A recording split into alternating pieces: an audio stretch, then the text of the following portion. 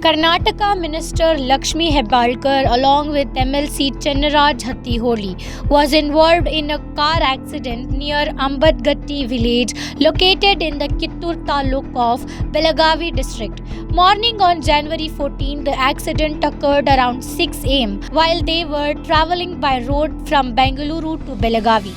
After attending a Congress Legislature Party CLP meeting that was held the previous evening.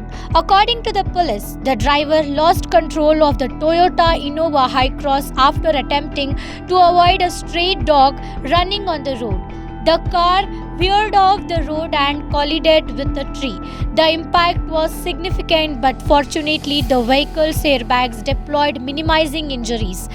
Minister Hebbalkar sustained minor injuries to her back and face, while MLC Hattiholi sustained minor head injuries. Both individuals were immediately rushed to a private hospital in Belagavi for the treatment. Their condition is stable and they are out of danger. Hebbalkar, who serves as the Women and Child Welfare Minister in the Siddaramaiah-led Karnataka government, and Hattiholi were travelling together on their return journey to Belagavi. Despite the mishap, both were fortunate to escape with only minor injuries.